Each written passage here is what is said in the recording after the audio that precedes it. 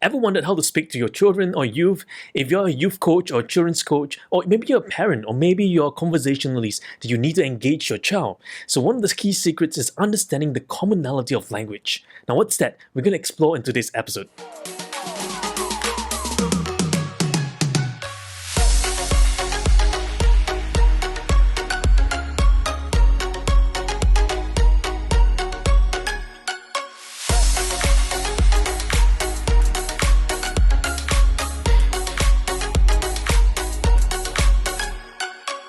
So welcome to Coaching Genius Lives. My name is Jedi and thanks so much for tuning in to this episode. Now, if you're new to our channel, don't forget to hit the subscribe button and notification bell to stay tuned to all the latest episodes that we have for you. Now, in this channel, we have a lot of videos for us to help you improve the conversations that you have with each other, with your peers, with your teams, with your leadership, even for children as well.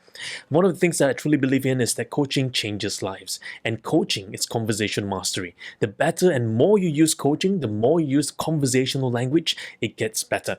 So today we're going to explore the language of child, the language of a child. Now, how do we actually engage children today? Now, recently I had a coach who came to ask me and said, Jedi, is there a difference in the vocabulary that we use or the language that we use when we deal with children? Is it completely different? Do I have to change them? Do I have to use certain style or nuances that I do? Do I come across as very insincere if I use some styles? Now, the truth is this.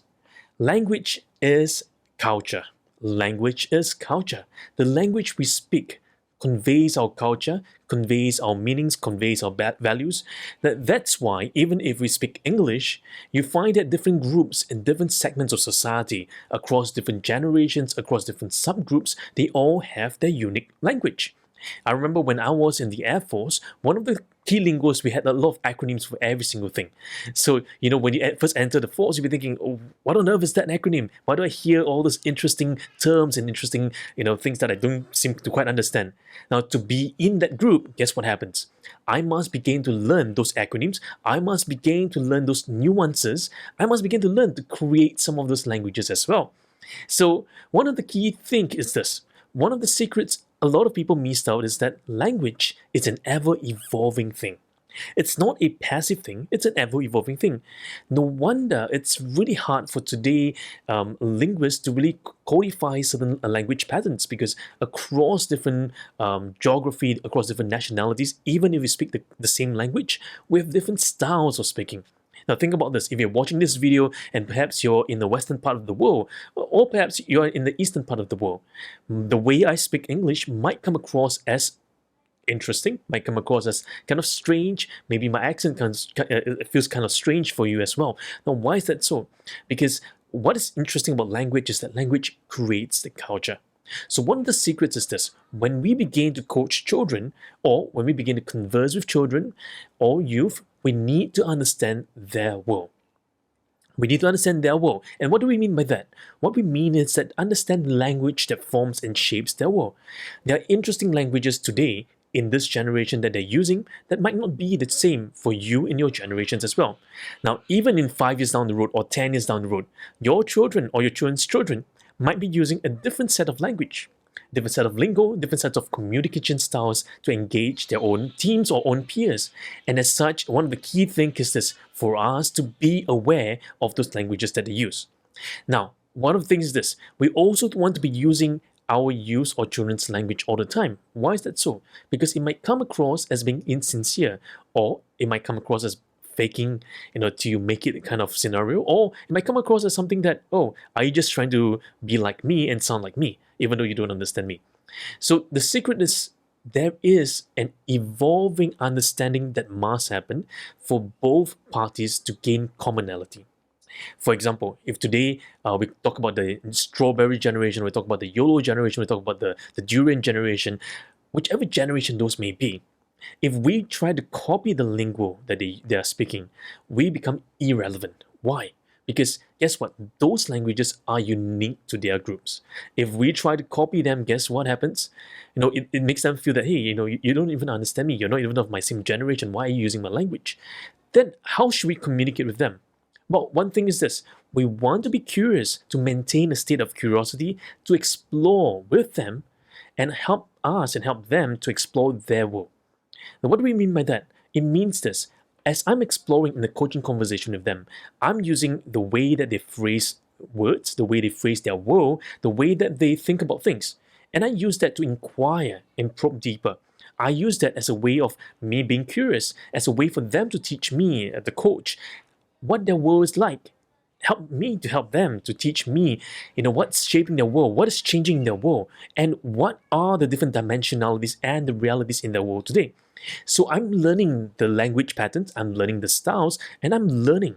Now, I may not use that in my day-to-day language, but I'm using those words, I'm using those phrases in the conversation judiciously, in the right moment, in the right patterns as well, to create connection with them.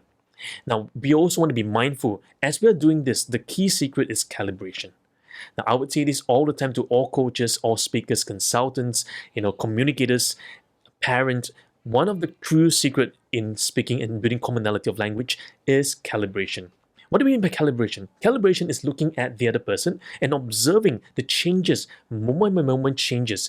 As we're exploring their words and their patterns with them, we're going deeper. For example, a few years ago, we talked about the high society fashion style, right? And the youths will get on board this high society trends and say, oh, this is the latest trend, that's the latest trend. It went from actually it was a very cool thing to carry a certain product, a certain streetwear, but now it's a whole different thing, right? So if I try to copy them, if I try to wear their style, I become irrelevant. But what I want to do is this: I want to learn and explore and go deeper with them. Be curious, just be, having a sense of that curiosity to explore different facets of their world, and just ask them, hey, why is this true for you? Why is that true for you? And expand their worldview. When you become curious with another person's world, you're not imposing anything, rather, you're exploring. And then, as you ask questions, you are able to then stretch the way they think, expand the different ways they think, and also being sensitive to areas that they might be more secure with, or they might be more sensitive to. So we are being mindful also of their world as well. So especially for children's coaching and youth coaching, we want to be mindful of the language that they speak, explore the world using commonality of language, and calibrate. Calibrate, we look at them, see them moment by moment changes that's happening in their world, and see what's happening for them. As we explore their world, we want to also be mindful that, hey, perhaps what can they teach me today that I might be missing out, and reflecting this back to them and allowing them to also add into this. Now, the secret of coaching conversation is in this process called co-creative. Co-creative conversations. What that means is this: it's not just me trying to tell you things, it's not just me listening to you all the time, but it's both of us are coming together in the moment, creating something beautiful. So when we calibrate to the person, we're calibrating to their emotions, we're calibrating to their thought process, we're calibrating to even the patterns that is being realized. Now remember, in a conversation, there's two parties that's learning. Me as the speaker, they as the listener, and they as the speaker, me as the listener. Two parties are learning constantly. So one of the key secrets in the calibration process is by looking at them and seeing the changes that's happening from moment by moment. Now, whenever you know that you've touched a certain sensitive spot, there will be changes in the facial expression, changes in the state, changes in the body language, and we want to be mindful, holding that back, always having an unconditional positive regard, going back into the conversation and balancing back and forth. Conversation is a dance. There's beauty and artistry in the dance. So I want to challenge you as coaches, as speakers, how do we listen more attentively to them? How do we create a commonality of language? How do we go deeper? And that's something that we explore in our programs as well. In our advanced coaching programs, we explore the different facets of how do we create that, because every culture is different. So in our class, we have different cultures that come in and we say, hey, let's explore this for the children's coaching, let's explore that for the youth coaching, and let's go deeper with them. Let's create a sense of engagement with them. Let's explore them. Let's come in the know-nothing state. And it's important for us to know this. Whenever we come to conversation, we tend to bring our own set of values, our own worldview, and we want to be mindful that we don't impose our worldview on the other person. We keep it open, we are flexible, and we are always exploring with them every single step of the way. Okay, so there you have a little tip for you: commonality of language and calibrating to your clients, especially for children and youth, because their mood changes very, very quickly. So try this out with your children, try this out with your youth, and let me know in the comment section below, what are your experiences, what are the challenges they have, what are the additional questions that you may face. And until next time, this is Jedi at Coaching Changes Lives. I look forward to seeing you in our next video.